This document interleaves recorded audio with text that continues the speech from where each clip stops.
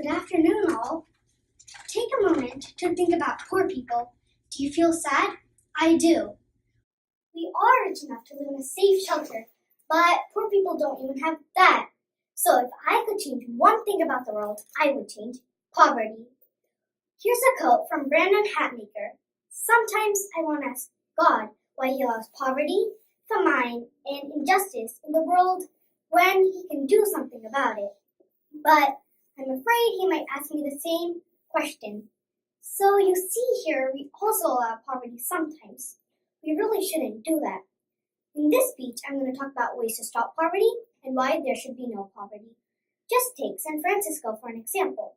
It's one of the fourth most expensive counties, but it has thousands of homeless people living there. If you go there, you can see many people living on the roadside and living in tents. Just think how in winter we're tucked in bed, covered by comforters. But what will they do? They don't have anything like that. Just think if you were in that situation, how would you feel?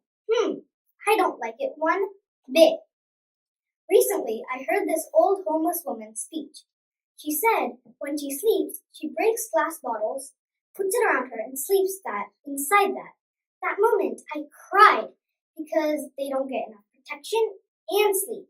Because of this, they can get very sick, but they can't afford that much money to go to the doctor. Also, most of them are senior citizens. At that age, how are they surviving these many problems? If I was a homeless person, I would truly be heartbroken, and I wouldn't be able to bear these many problems. Not only in San Francisco, but the whole U.S. is facing poverty. Alabama has the highest poverty rate, and they only have about 50,000 household income per year. Not only U.S., but the whole world is suffering poverty. The poorest countries are Comoros and Ethiopia. Poor people are not the only ones suffering. They're affecting us too. They're affecting us by spreading diseases. They don't take shots, baths, or even brush their teeth. And usually they bed where most people are, so that spreads diseases. Also, they have a lack of education. Due to this, the crime rates are increasing and increasing. They can try to steal things or even shoot people, but that doesn't mean they're dangerous.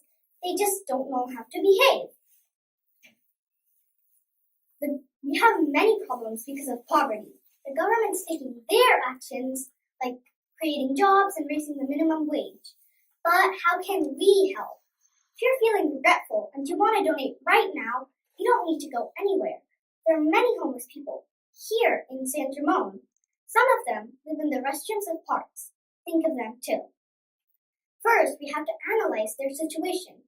They may have had a big house a moment ago, but now they're depressed because they're homeless. For instance, last week I heard this devastating news. A woman lived happily in her big house, but then a few moments later there was a mudslide that destroyed her whole house. Boom, she's a homeless.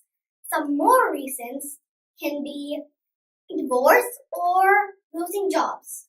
So first, we have to show them respect and we have to give them donations and basic needs. So I conclude with a quote from Nelson Mandela. Poverty is not an accident, like slavery and apartheid. It is man-made and can be removed by the actions of human beings. Like he mentioned, poverty can be removed by all of us working together. So if I could change one thing about the world, I would change poverty. Thank you for listening to my speech.